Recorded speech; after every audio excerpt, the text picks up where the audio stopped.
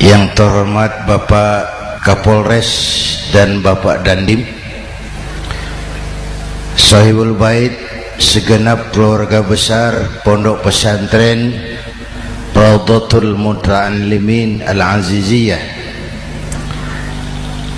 bapak-bapak, ibu-ibu, hadirin hadirat ma'asyiral muslimin yang saya cintai. Saya bersyukur dapat menghadiri haflah Maulidin Nabiyil Karim, dan saya bangga dan terharu dengan keberadaan Pondok Pesantren Raudhatul Muta'allimin Al-Aziziyah ini. Sekarang ini banyak orang bisa memberi contoh, tapi sedikit orang bisa menjadi contoh. Memberi contoh itu mudah, tapi menjadi contoh itu yang sulit. Oleh karena itu, pada kesempatan ini kita ingin mengambil contoh bagaimana Rasul melaksanakan perjuangan. Apa modal utamanya? Saya sampaikan 3 sajalah, mudah-mudahan selesai 10 menit. Yang pertama, modal utama perjuangan baginda Rasul adalah akhlakul karimah. Memperbaiki akhlak dengan akhlak. Oleh karena itu, Suramadu sudah selesai. Dari dan ke Madura jadi lebih mudah. Bahkan Madura akan jadi daerah industri. Tetapi yang kita ingin, Madura tetaplah Madura.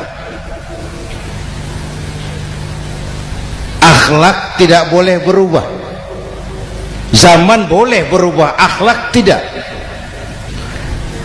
Masa boleh berganti, tapi keyakinan tidak boleh mati. Nah, soalnya adalah kepada siapa kita harus berakhlak.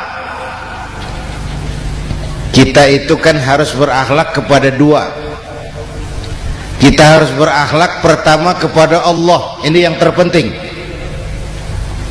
13 tahun Rasul berjuang di Mekah hanya memperbaiki akhlak kepada Allah, menanamkan tauhid, meluruskan akidah, membangun keyakinan. 13 tahun di Mekah itu, dengan perhitungan kalau fondasi kuat, bangunan aman.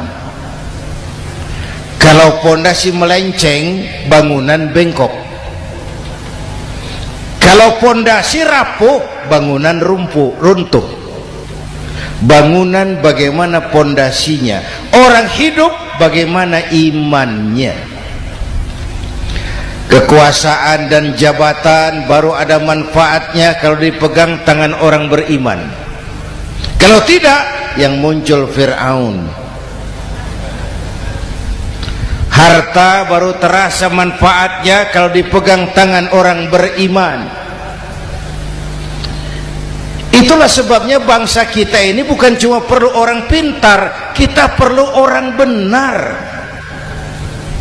Bahkan di masyarakat lebih baik benar tidak terlalu pintar ketimbang pintar tapi tidak benar.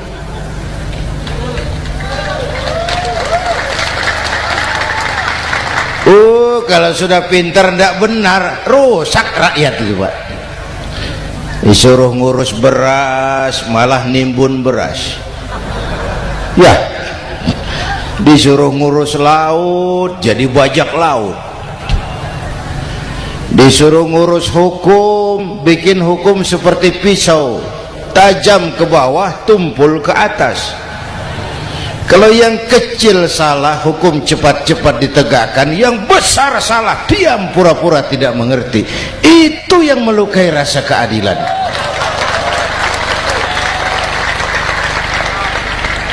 Mulai dari akhlak kepada Allah. Bagaimana cara berakhlak kepada Allah? Caranya dua. Pertama, jangan menyekutukannya dengan sesuatu pun. Yang kedua, jangan menyembah kecuali hanya kepadanya. Itu akhlak kepada Allah. Konsisten, disiplin. Saya bersaksi tiada Tuhan selain Allah, maka saya tidak akan menyembah kecuali hanya kepada Allah. Saya tidak akan takut kecuali hanya kepada Allah. Saya tidak akan minta tolong kecuali hanya kepada Allah. Saya tidak akan melarikan persoalan kecuali hanya kepada Allah. Saya bersaksi Nabi Muhammad utusan Allah, Nabi terakhir. Tidak ada Nabi sesudah Nabi Muhammad. Harga mati, titik. Disiplin. Ada yang mengaku jadi Nabi, wajib tidak percaya. Disiplin. Sekarang ini kan bangsa kita disiplinnya lemah. Korupsi agak sulit diberantas karena pejabat kita takut atasan tapi nggak takut Tuhan.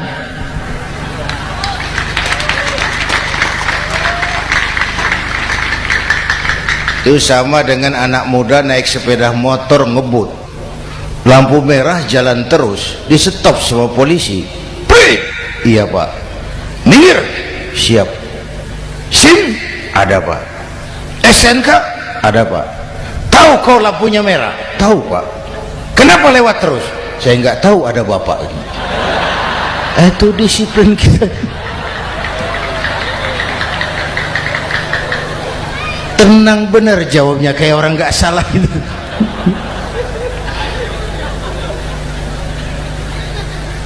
Iman. Apalagi belakangan ini saya sering bilang gini pak, ini humor tapi agak tasawuf. Orang yang paling tenang hidupnya itu tukang parkir. Coba lihat tukang parkir, walaupun mobil banyak, mereknya bagus-bagus, tidak pernah sombong. Tenang ini, tenang. Nanti mobil pergi satu demi satu, habis sama sekali, dia tidak sedih. Tenang. Mobil banyak tidak sombong, mobil habis tidak sedih. Apa rahasianya? Ternyata, nih tasawufnya di sini. Tukang parkir tidak merasa memiliki, tapi merasa dititipi. Itu. Siapa saja yang merasa memiliki, bersiaplah kehilangan, dan itu menyakitkan. Tapi kalau merasa dititipi, jabatan, harta, anak, istri, semua titipan, hiduplah seperti tukang parkir. Pertama, titipan tidak boleh bikin kita sombong. Dititipi kok sombong, tidak pantas ya.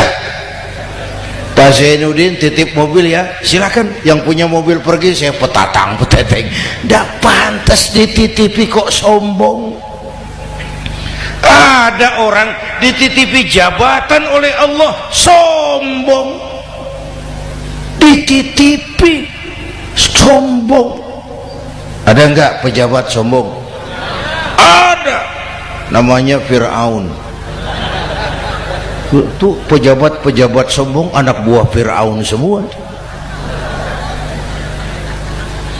Dititipi harta oleh Allah jadi orang kaya, sombong sama tetangga, tidak mau kenal orang lain, kecil semua, jalan tidak injak tanah, kuntilanak. Yang kedua penting, titipan harus dijaga baik-baik. Kalau tidak, yang nitip marah. Yang nitip marah. Pak, titip sepeda motor, silakan. Waktu diambil sepeda motor, kaca spion pecah, knalpot hilang, bemper hancur. Marah enggak yang nitip? Marah. Saya kan titip, kenapa enggak dijaga baik-baik? Dititipi harta oleh Allah jadi orang kaya supaya bangun pesantren, bela yatim, santuni yang lemah, pelitnya 17 setan. Yang nitip marah. dititipi jabatan oleh Allah, isinya korupsi saja, yang nitip marah. Nah, saya mau kasih lihat sekarang, Allah titip Indonesia. Allah titip Indonesia. Hai rakyat, ini Indonesia, aku titip, kata Allah. Sebentar, ada meja mau naik. Silakan Mas. Iklan. Ya, terima kasih. Jangan disangka kalau disediakan air teh pidatonya jadi lama. Dekorasi ini kok. Sampai mana tadi? Hai rakyat, ini Indonesia, aku titip, kata Allah. Ini negara besar dan kaya. Titipan ini ditebus dengan keringat, air mata, darah, dan nyawa. Ini bedanya. Malaysia memang merdeka, tapi diberi Inggris. Singapura merdeka, diberi Inggris.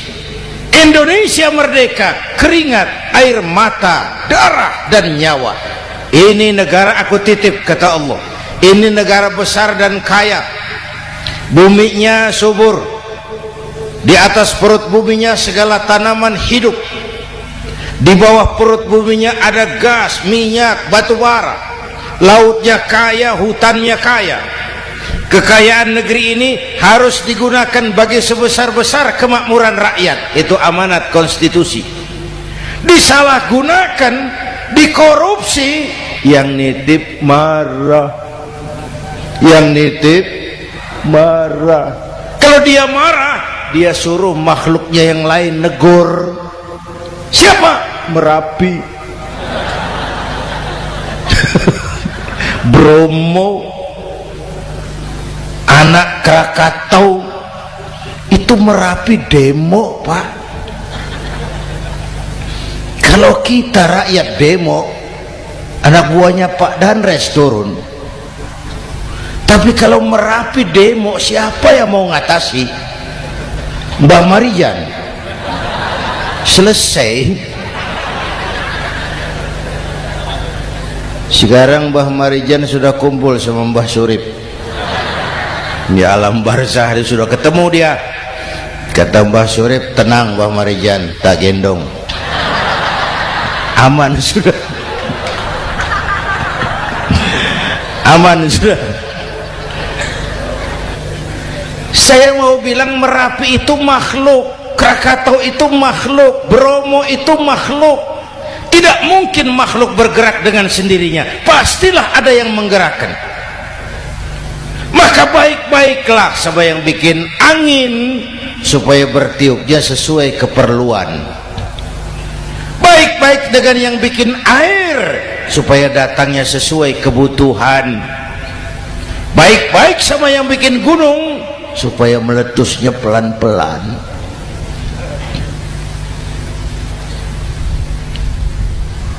Bapak Ibu hadirin yang saya hormati, menjaga titipan. Jangan menyembah kecuali hanya kepadanya. Jangan menyekutukannya dengan sesuatu pun. Ayo, saya ngobrol kita. Bapak Ibu hadirin yang hadir di sini ini, kita ini semua hamba Allah apa bukan? Hamba Allah. Kata siapa? Kata kita. Kalau kata kita namanya ngaku. Ngaku itu boleh dan murah. Apa diakui? Kita belum tahu. Ya, kan baru kata kita itu. Dan tidak otomatis kalau kita bilang saya ini hambamu ya Allah, lalu Allah jawab iya ya. Tidak, wong itu kan kata kita. Saya hamba Allah, kata saya. Berapa banyak orang perbuatannya, ucapannya berkata saya hamba Allah, perbuatannya menyatakan dia hamba setan, hamba nafsu, hamba dunia, budak jabatan. Tidak sesuai ucapan dengan perbuatan. Jadi hamba Allah tuh nggak mudah, digojlok, diuji. Coba lihat, yang jelas diakui sebagai hamba itu baru satu yang kita peringatiin, baginda Nabi. Allah mengakui kapan? Waktu menceritakan Isra dan Mi'raj. Apa yang dipakai kalimat? Subhanallazi asra bi'abdih. Maha suci Allah yang telah menjalankan hambanya. Hambanya. Muhammad itu hambaku, aku jalankan dia. Allah mengakui. Kapan kalimat ini turun? Setelah Nabi digojlok, ditempa, digembleng, diuji, difitnah, dicaci maki, dilontari kotoran unta, sahabat-sahabatnya dibantai. Lolos, Muhammad betul-betul hambaku. Ayo Isra Muhammad. Subhanallazi asra bi'abdi, hambaku. Jadi kalau mau jadi hamba Allah ya diuji, digojlok, digembleng. Nah, mari kita lihat kehambaan baginda Nabi. Orang yang paling bersih hatinya Rasulullah. Orang yang paling baik akhlaknya Rasulullah. Orang yang dosanya sudah mendapat jaminan ampun Rasulullah. Tapi Rasulullah kalau sholat malam bengkak kakinya karena rajin sujud. Hati bersih, akhlak terbaik, dosa sudah diampuni. Tapi kalau sholat malam kakinya bengkak karena rajin sujud. Saya tahu di sini juga banyak yang kakinya bengkak. Cuma urusannya apa, itu urusan masing-masing. Pada tingkat seperti itu Rasulullah, saya perlu Allah, saya perlu Allah, saya perlu Allah. Yang 100 tahun kita bangun selesai oleh gempa 3 menit. Ya, yang 100 tahun kita bangun ternyata selesai oleh gempa 3 menit. Kita perlu Allah, kita perlu Allah. Makanya musibah itu kan kalau menimpa orang baik-baik namanya ujian. Kalau menimpa orang setengah baik itu paru-paru yang bikin malaikat bingung. Sholat rajin, maksiat tekun, baca Quran mau, fitnah orang hobi, ngaji nyolong jalan terus. Untung di sini nggak ada yang begitu. Di Jakarta banyak. Di sini insya Allah sama. Jakarta. Orang separuh-separuh seperti itu kalau dapat musibah itu namanya teguran, bukan ujian. Kenapa ditegur? Lalai. Nah, kalau orang jahat dapat musibah itu namanya persekot. Uang muka tanda jadi. Kontannya nanti di akhirat. Kalau diuji bukan saja harus sabar tapi harus lulus. Kalau ditegur introspeksi, perbaiki yang kurang, kurangi yang memang berlebihan. Bertali-tali, bersambung-sambung musibah ini. Dan musibah kalau datang tidak pernah memilih, tidak pernah memilih. Bapak Ibu hadirin yang saya muliakan, jadi mari yang pertama jaga akhlak kita kepada Allah. Jangan menyekutukannya dengan sesuatu pun, jangan menyembah kecuali hanya kepadanya. Sekarang kan musim entertain, orang pandai membangun pencitraan, orang pinter bikin bungkusan. Sekarang ini kiai sama dukun tipis bedanya. bener Pak, pemburu hantu pakai sorban, pakai gamis, nanti kiai pakai helm. Atribut sudah kacau sekarang ini, siapa pakai apa, siapa mau jadi apa, ndak jelas. Sementara masyarakat kita memang agak kutil, kurang teliti, cepat heran, gampang kagum. Pernah terjadi suatu saat tabrakan di jalan, keras sekali, korban jatuh berlumur darah, dikerubungi orang banyak. Datang wartawan mau ambil gambar dari dekat, sulit, banyak sekali orang ngerubung. Dia cari akal, tolong saya dikasih jalan ke dekat korban.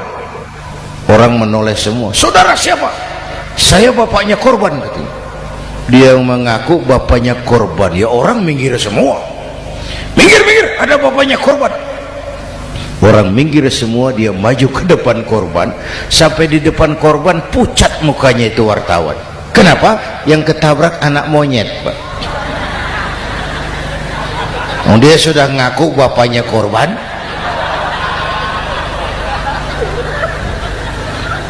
Ini cerita pendek tapi pesannya dalam.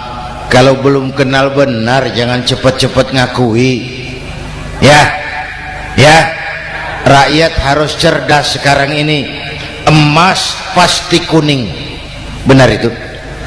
Apa semua yang kuning pasti emas? udah cerdas lah itu, Hati-hati, ini jangan pencitraan. Orang pandai bikin bungkusan. Oleh karena itu kita juga harus punya filter supaya tidak hanyut oleh kedangkalan pencitraan itu. Satu itu akhlak kepada Allah. Yang kedua, kepada siapa kita berakhlak? Kepada sesama manusia. Kepada sesama manusia itu siapa? Pertama, sesama muslim. Malam ini saya hadir di sini, saya tidak merasa tamu. Saya hanya keluarga di tengah keluarganya. Bahwa saya lahir di Jakarta itu sih kebetulan. Saya nggak pesan. Yang kita tidak pesan jangan diributkan. Oh, kita nggak pesan. Warna kulit seperti ini kita nggak pesan. Dari suku apa lahir kita nggak pesan. Potongan seperti ini kita nggak pesan. Islam membebaskan manusia dari ras diskriminasi. Pada waktu yang bersamaan Islam mengangkat harkat, derajat, martabat kaum wanita. Ini kasihan dari tadi nggak diajak ngomong nih. Pada waktu yang bersamaan Islam mengangkat harkat, derajat, martabat kaum wanita. Tuh, ibu-ibu mestinya lebih terima kasih sama Rasulullah. Sebelum Rasulullah datang, nasib perempuan menyedihkan, dilecehkan, harganya murah. Sebelum Rasulullah datang, murah. Sebelum Rasulullah datang, murah. Coba lihat wanita sebelum Islam, sedih, dilahirkan hanya untuk melahirkan, alat pemuas nafsu. Kalaupun berperan, peranannya cuma segitiga, dapur sumur kasur, kasur sumur dapur, putar-putar di situ saja. Nggak usah di Arab, dunia. Di Jawa, raja-raja Jawa sebelum kenal Islam seenaknya ngumpuli perempuan kan, selirnya yang 30, 50. Sultan-sultan di Turki piara harem ratusan orang perempuan. Kaisar terakhir dinasti Ming Cina bangun istana 1000 kamar, istrinya 1000. Innalillahi wa inna. Itu saya coba pikir, raja kalau istrinya 1000, kapan pakai kolor itu raja?